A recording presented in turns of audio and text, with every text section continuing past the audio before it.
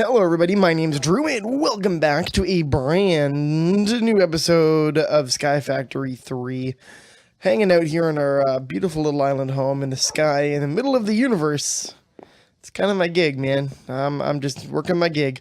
Boy oh boy, let's take a look at what I've been working on between episodes here. Let's start with this. So I decided to go ahead and put the resources into making a second growth crystal. And of course making another farming station. So now our current set of magical crop farms are 100% automated. They're fully automated, ready to rock and roll, and they're doing really good. I haven't upgraded these farms at all because we really don't need to. We have a ton of food. I haven't had to make sandwiches in forever. But let's take a look at this. So with the automation in place, I went from having like 35 nature essence, maybe, I think I did this like 2 hours ago. Yeah, maybe like 2 hours ago. So I now have 171 nature essence already. We are at 1.2k nether essence and rapidly approaching, well, no, we're over the 500 mark for our mystical flower essence after I used a whole bunch of it. So it's, I would categorically say that this is going very well. This is very well. I'm debating at some point soon turning the Infernium into level 3.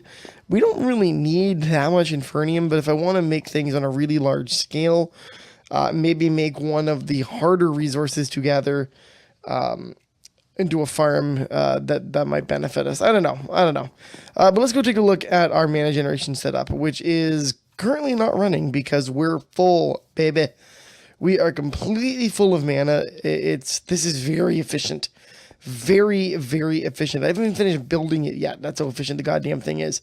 But I extended our platform out as well and put this little station over here. I'm trying to get things into a theme and looking like they belong is sort of what I'm doing right now. And I decided to go with, well, a little station. So these are the two pure daisies. I made a second one. And rather than wrecking our dirt or grass by putting down either stone or wood and then having the daisy convert it and ruining the grass below it, there's now these little stone pads. So everything's all lit up and nice looking. I also have, which is kind of handy, these two lamps that are hanging out over top, and that looks pretty good. And it's a good setup. It's a really good setup. I'm really happy with how this is going. But we're going to take a break from Britannia this episode. Power is a premium. We're generating enough of it. I haven't finished making hooch, so we're still kind of limited in how much lava we're generating, but I think it's time to move to a higher output power system that is not lava. I would rather save our lava for what we really need it. I'm going to still keep these generators because why not? More power gen is not terrible, but like I said, I think it is time that we get serious about our power generation. And to do that, I think I'm going to try making an extreme or big reactor. I think it's called extreme reactors in this. But let's take a look. Where are you? Yeah, extreme reactors. So extreme reactors, aka big reactors, is a mod that is pretty old now. I think it's been around for a long time, but we're making a nuclear reactor is the TLDR. We're going to be using this stuff called yellorium dust for pretty much everything in this mod, along with a couple of other resources that I've already started making. There are two different types of reactors that I'm going to explain as we go, but the one we're going to be building is a passively cooled reactor, and that'll make more sense as we go along. Oh, I'm going to have to... Ooh, that's okay, it's fine. I just thought of something, but we'll get in that. So to get started in extreme reactors, all you really need is, well, you need yellorium, which we have a lot of yellorium. And, before we do this, I do have one other thing to show you guys. Per a suggestion, I decided to give this a whirl, and now all of our ingots are being stored in their own compacting drawers, fully upgraded. And my concern is upper limit on storage, but let's be honest. When you do the math, 1,040? Yeah, 1,040 stacks is a lot of resources. I really don't think I'm going to hit it. I was looking at the system, at the AE system, and going like, man, look how many blocks of iron I already have. Like, that's not going to do anything. I was like, well, wait a minute. Divide those into stacks is 64. Oh, I don't have that many stacks. I have 110 stacks of gold in this case. Or how many iron have we got? 178 out of 1,040. I think we're good. I think we'll be good. That definitely freed up a lot of space in the disk drive system, and that has been excellent for us. Well, we can put some of this stuff away right now that I don't really want to put away. More hooch. I decided to separate the tanks out just to make life a little bit easier. But we make a lot of hooch using this setup, which is nice. Let's go ahead. We're going to make this extreme reactor thing. So you need yellorium, obviously. That is the fuel source because it's going to make ingots. Here, I'll pop this up right there. So you can smelt it in a regular furnace, alloy furnace, an arc furnace, or just that furnace. It is smelted into ingots. So we're going to go ahead and we're going to run this through. And the other thing you need is graphite. And how do you get graphite, you wonder? Good question. Graphite is gotten, it is gotten through either alloy smelting or whatever smelting you want to do, but you smelt down graphite dust or coal. That's the big ticket. If you smelt down coal, you will get graphite. And that is really the best way to do it because I have got too much coal. But we're going to make a whole bunch. I'm going to make a whole bunch of more. I've already got a whole bunch cooked down. But we're going to make a whole bunch more because this is going to be very, very useful. We are going to need this stuff. For sure. Hey, everything fits. Perfect. Let's go ahead and grab the finished graphite bars. And that yellorium. We're going to need both. Okay. So how do you make a big reactor? Well, big reactors are multi-block structures, as you would probably imagine. And they are comprised at the most basic level, a controller, walls, a way to get fuel in, waste out, and the fuel rod, right? You could make a reactor in a, not 3x3, because you do need to cool it, which we'll talk about, but you could make one pretty easily in a 5x5 for a basic reactor. It wouldn't do much. With a single core, you would have to optimize the cores. But if you optimize the core layout, you could generate a fairly reasonable amount of RF and be fairly efficient about it. It's all about efficiency, but let's go ahead and build this sucker. Let's start at that point. So we're going to go extreme reactors. So these are the basic blocks for a reactor. Here's your casing. Legacy. Can I build you? Okay. I'm assuming that's probably like, they don't want us to use that at some point, but that's okay. So you're going to need a reactor casing, reactor glass. Well, that's optional, but reactor glass, a controller, the power tap. So that's how you're going to get power out of it. Tesla power tap, don't need. There's our access ports. Coolant port, reactor access is what we really need. Don't need red net, we do need a control rod, and we do need fuel rods. So let's start with that. So to make reactor casings, it's iron, graphite, gold, and redstone. So we're going to throw all that in there. And let's go ahead, and we're going to make a whole stack of these, I think. Is our best bet, to be perfectly frank. I'm going to need more, so why don't we go back over. We're going to need more stuff, for sure. Let's grab some more of this graphite. Ooh, more yellorium. All right, that should be pretty good. Okay, put everything in there, and then we're going to say we need to make reactor casings. Now, the nice thing is that this makes 4 per thing, so it's not a 1-to-1. One recipe equal one block. One recipe equal 1 block is a really shitty thing to have happen in this kind of a mod. But I digress. What is changing so rapidly right now?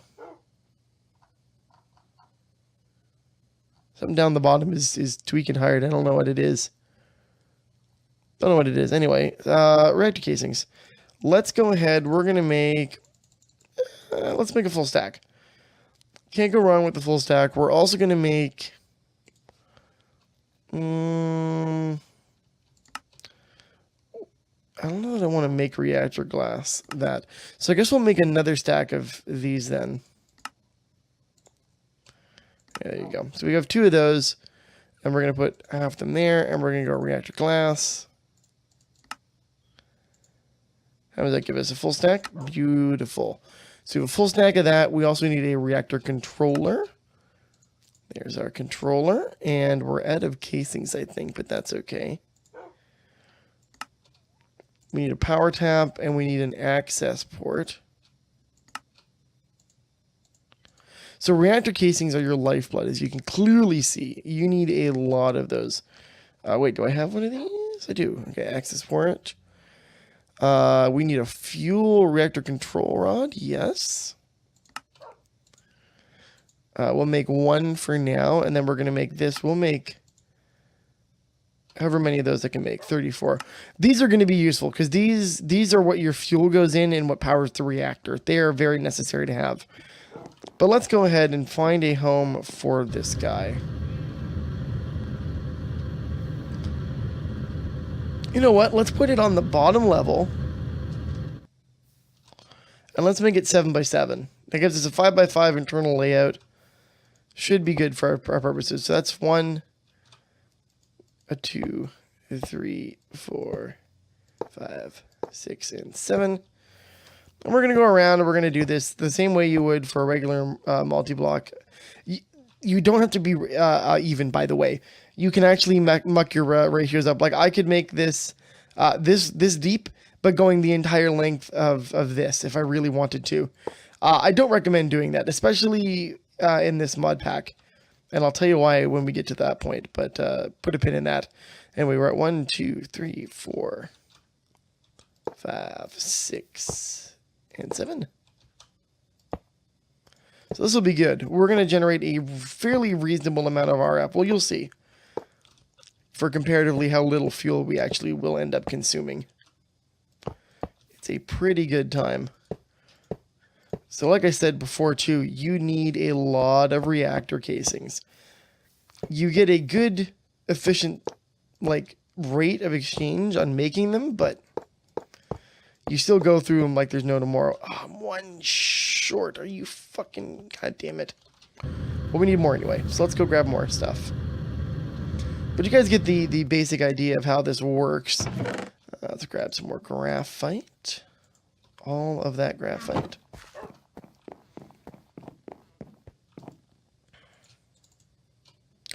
Throw it on the counter because reasons. All right, come on. Okay, so we want to make more reactor casings. Now I'm out of... Oh, I'm not out of... Hey, ew. So it gives another 64. That should be plenty. So what we'll do right now, we're going to come over here, down there. We're going to say 1, 2, 3, 4, 5, 6, 7. So this right there, there's our center line, which makes that the exact center of the circle or the square. Circle. I know my geometric shapes, I swear. How tall should we make this? That's really up to you guys. I think I'm going to make it as tall as this floor. So remember, the more height you have, the more surface area you have, etc., etc. If you don't know how a nuclear reactor works, don't worry, you don't need to actually know that. But the way it works in real life is that uranium fuel rods are inserted into water or whatever it is, and it's coolant, and pulls the heat out and heats up water in pipes, which produces steam, which drives turbines. That's how a nuclear reactor works. This guy, and that in this mod pack would be a actively cooled setup. What we're making is a passively cooled setup. So rather than having a fluid that pulls out and gets superheated and then makes steam, we're just going to have a coolant fluid. Or in theory, have a coolant fluid. I need water. So, well, I have a drink here. And if you had thermal expansion, you can use any of those fluids, either the Ender Eyes, which is liquid Ender. What are the options? Liquid Ender, liquid glowstone, liquid redstone, water, of course, and then cryothium. Cryothium is like liquid nitrogen, more or less. That is the best, the very best coolant. And if you build your reactor in an efficient space, or efficient space-wise, then you can make a ridiculous amount of RF before you just even build like an active or an actively cooled reactor. It's offensive. It's a little offensive, but it does get the job done. All right, let's finish building this bad boy. So you can see it's not very tall, but that's okay. Doesn't really matter. Now, this is going to come along like that. So, you need to have solid faces for everything to work off of. And we're going to take our reactor controller and plop her down right there. We'll take our reactor core, or our power tap right there. And for now, what we'll do is we'll put our access port here. Eventually, I'm going to put another access port there, but I don't need the other access port. Access port. So we're going to come here, and this is going to be tricky. I'm going to use reactor casings for this part, I think. Just want the sides open. And that will be our control rod for now, which I can break this guy, and we're going to go like that. And we're going to go like this, and we're going to fill the rest of this top in. Now, this is a very inefficient design. Don't do what I'm actually building right now. This is more or less just the let's get this sucker off the ground concept build. Okay, so there you go. It's not complete yet because we do need to finish it. Now, I'm going to, for this very first test, not put any coolant liquid in this. You're probably going, but why? I will explain mostly in this is a show and tell. Just buckle up, kids. It's going to be a good one. Okay, so there's our reactor. You can see that the minute I put that last block down, everything coalesces into one structure. If I break it, bam, everything turns into individualized structures again. So there you go. That's how you know that your reactor is ready and done. And that's it. That's a basic reactor. At this point in time, it does nothing. If we click on our reactor control, you'll see that there's a bunch of different stats currently offline because we're offline. And I have no waste extraction port, but that's okay. That is okay. Let's go grab some Yellorium. And let's turn this guy on. And you guys will see the kind of numbers you can get even just with a basic setup. Now, I don't know whether they've nerfed the generation on this guy or not. My heart says they probably did because it's pretty broken. It's a pretty broken thing if you build it correctly. It's very easy to generate more power than you're actually capable of transferring using Ender IO conduits. Is that not? Oh, I keep forgetting that's not one I can go down. Hey, there we go. All right, let's go ahead and we're going to slap some fuel in this guy. And you can see that the fuel rod populates itself with fuel. Then if I go here, core status full. Let's turn it on. So here's how this is going to go. So you can see that the core heat rapidly goes up. And we're only generating a measly 500 RF per tick right now. And the casing heat is really low. That's bad. You want to be able to dissipate heat. If you dissipate heat, it gets more efficient. It gets more power. We're making 582 RF per tick right now. Not so great. Not so great. But we can fix this. So we're going to do just that. By coming over here, we're going to pull that casing out real quick. Now I could put more cores in this, but that's again not strictly necessary right now. Is there a place to fill my buckets? Sure. Oh yeah, right over there. Perfect. So we're going to take this guy, we're going to pop in here, and all I'm going to do is I'm going to start making ooh, bit of lag on that one. All I'm going to do is I'm going to start populating the inside of this guy with water. So I'm going to do that, and here's the idea. So we've just put water in this. So in theory, it should already be slightly more efficient. Let's go take a look.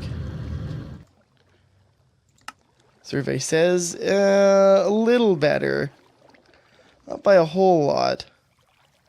But you can see it is a little better, and we've already, yeah, there you go, case heating. We've already gone up to 700 maybe what, 700? Maybe, nah, 6, yeah, maybe 700. There you go. And our efficiency, our rate of fuel burn went down too because we're dissipating heat.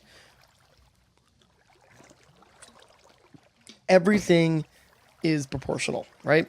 So let's turn this guy off again because I want to actually properly cool this guy. I should have grabbed a tank for water. That's what I should have done. Now, in an actively cooled setup, which you have to run a passively cooled setup for a decent while before it lets you out gung-ho. All right, is that going to give me some source blocks or nah? Nah, you're not going to give me source blocks. That's okay. Okay, hold on. I need to get out of this. Oh my goodness. It's horrible. All right, let's go grab water. You know what? I'm actually going to make a cut in the video. I'm going to make a quick cut. I'll fill this guy up and I'll be right back. Alrighty, guys. We're back and we are full on water. So now, if I turn this guy on, because it is all filled up, you can already see that the case heating is actually equal for the moment. Let's activate the reactor and see how good we get. Now, it's going to take a little while for the fluid to heat up, but once it does, it will transfer fairly well. We don't have any other options for coolant, at least as far as I know. I should check into that. But as far as I know, water is our only option. But you can see that already the core heat is not hitting max. It's actually staying a little bit lower. And we haven't changed any on our fuel burn, but we have really improved our RF at 884 RF per tick. That's just one fuel rod. I'm going to put more fuel rods in this. What I'm going to do is make a checkerboard kind of pattern, and that will allow for maximum surface area, maximum cooling, and maximum amount of fuel rods. One thing I do want to show you real quick before I call an end to the episode is this guy up top. So these are the reactor control fuel rods, and you can increase or decrease how much they're inserted. This affects how efficient your reactor is. So if I insert my fuel rod by 40%, or the control rod by 40%, you can see that we have less power being generated, but a less fuel burn up because you're basically conserving fuel. If that doesn't matter to you, then you turn that all the way off and it goes right back. So that's that. We do need an outflow port. So I've got one reactor access port. I do need a second one. One will be for input. I should make an automation loop to process our yellorium into ingots and then have it just dump directly in that. And then this side will be an extraction and take out the cyanite or whatever it's called. I think it's called cyanite, but I might be wrong. It's a byproduct of running the reactor that you use for the higher tier machines and the passive, the active cooled setup as well. But yeah, that's basically big reactors in a nutshell, guys. I'm going to play around with this a little more and see what kind of power numbers I can get out of it. Right now, obviously not very impressive, 878 RF per tick. That's super nice. Each one of these does 640, right? It's not blowing anybody's day away, but it will. I will show you guys what that looks like next episode, though. I might even make this taller. You know that? Make this go even with that. Get one more layer out of it. I don't know. I'll fuck around with it. Anyway, guys, as usual, if you liked it, go ahead, leave a like.